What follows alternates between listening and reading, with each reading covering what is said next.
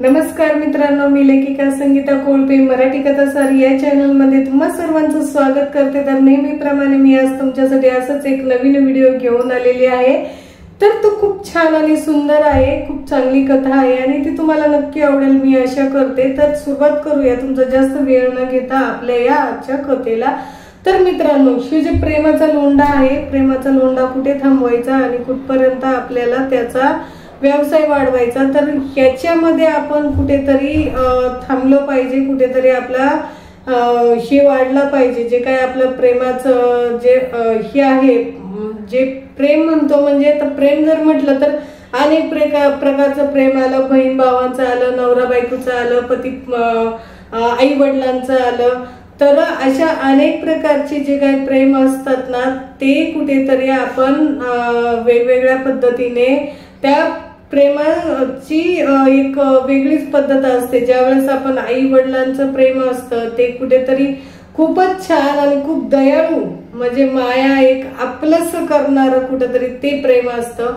जे नवरा बायकोचं प्रेम असतं ते कुठेतरी संसारामध्ये संसाराचा गाडा स्वतःचा चालण्यासाठी, संसारामध्ये एक होण्यासाठी किंवा कुठेतरी आपली भरभराट होण्यासाठी याच्यावरतीच आपण विचार करून आपला कुठेतरी तिथे एक आपलं ते प्रेमाचं गाडा जो असतो तो चालू असतो। दुसरं म्हणजे जे काय आपलं बहीण भाऊ आहेत, तर बहीण भावाचं जे प्रेम असतं तर ते खरोखर खूपच जगा वेगळं असतं। म्हणजे ते नातं एवढं अतूट असतं की कुठेही काही झालं ना, तर सगळ्यात अगोदर मला तरी असं वाटतं की जे आपण मित्रमैत्रिणींना जसं शेअर करतो त्याच पद्धतीने आपण आपल्या बहीण भावाला प्रत्येक गोष्ट आपण शेअर करावी।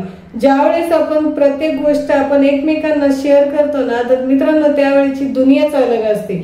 जर आपण चुकत असेल तर समोरच्या आपल्या भावानी आपल्याला सांगावं, आणि जर भाऊ चुकत असेल तर बहिणींनी सांगावं। जी कुठेतरी चुकीचे मार्ग, चुकीची वाट आपल्याला भेटते ना, ती कुठेतरी थांबते एकमेकांच्या विचाराने। तर हा जो प्रेमाचा लोंढा आहे ना, तर हा कसा वाहतो आणि कशी याची सुरुवात होते आणि याची कशी संपता होते, कशी थांबते, तर ह्या सगळ्या गोष्टीचा विचार केला ना मित्रांनो, तर आजच्या युगामध्ये खूपच अवघड झालेला आहे। हे जो प्रेमाचा लोंढा जो आहे ना, तो कुठेतरी थांबत चाललेला आहे, तुटत चाललेला आहे। आणि ज्यावेळेस त्याची वाट अशी सरळ होती ना, तर ती आता कुठेतरी अशी तेडीमेडी वागडी तिकडे होत चाललेली आहे। तर मित्रांनो, का बरं? बघा, आजकाल आई वडिलांचा विषय घेतला तर मुलांकडे वेळ नाहीये, ते आपल्या कामामध्ये बिझी आहे। आपल्या आई वडिलांना कोण विचारतो, असा विषय झालेला आहे। ज्यावेळेस आपल्याला लहानपणापासून ज्यावेळेस त्यांना असं वाटत होतं त्यांची मुलं आहे, त्यांना शिक्षण मोठं करणं, त्यांनी त्यांच्या पायावर उभं राहणं आणि कर्तृत्वान होणं, ही प्रत्येक आई वडिलांची इच्छा असते। आणि त्याच्यामध्येच आपण काय करतो, ते त्यांचे कर्तव्य पार पाडतात, पण आपण आपले कर्तव्य पार पाडत नाही।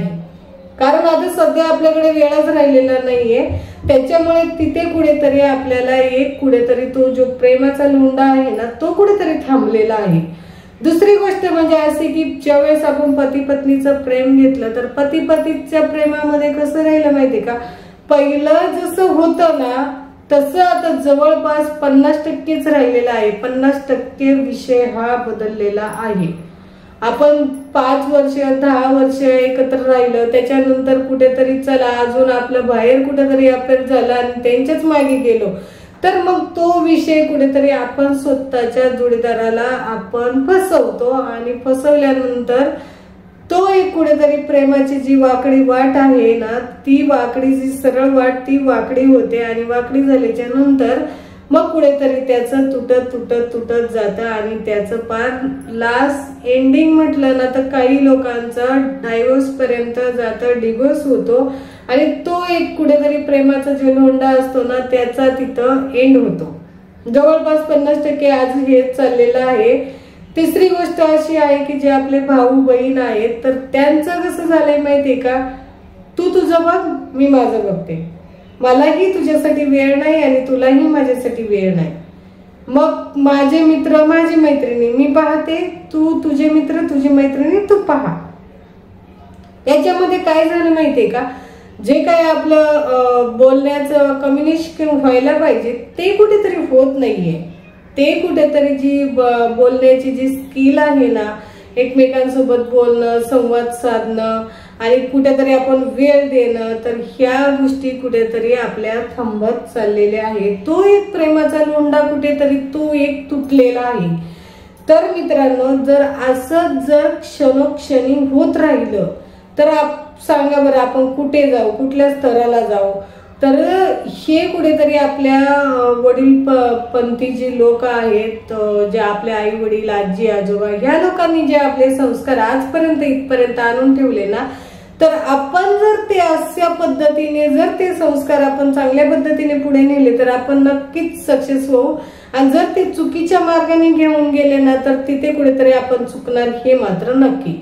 आणि त्या चुकीलाच कुठेतरी आपल्याला आळा बसवायचा आहे. ही मन आहे ना, मन एवढं वाईट असताना ते या मनामध्ये आपण वेळ वायाला घालवतो, नको तिथे पैसे खर्च करत असतो आणि नको तिथे नको त्या गोष्टीला आपण साथ घालतो आणि त्याच गोष्टी आपल्या आयुष्यात एक चुकीच्या मार्गाने घेऊन जातात आणि तिथे कुठेतरी आपल्याला ज्या प्रेमाच्या लोंढ्याला आहे ती थांबवण्याचा प्रयत्न पूर्णपणे स्टॉप होऊन जातो. तर मित्रांनो, अशी जर आपण सुरुवात केली, जर आपणच स्वतःपासून जर चांगली सुरुवात केली आणि आपली नाती, आपले आई वडील, आपले जे काही शिक्षण, जे काही आपले मित्रमंडळी, तर हे जर कुठेतरी टिकून ठेवलं ना, तर आपल्याला त्याचा नक्की आपल्या भविष्यात फायदा होईल. तर मित्रांनो, जर तुम्हाला असं वाटत असेल की आपण आपल्या आयुष्यामध्ये आपण आपल्या सगळ्याच माणसांना वेळ दिला पाहिजे, आपली माणसं ही आपल्या पैशापेक्षा लाख मोलाची आहे, तर आपल्याला कोणीही यशस्वी होण्यापासून आणि आपल्या नात्यापासून थांबण्यापासून कोणच थांबू शकत नाही.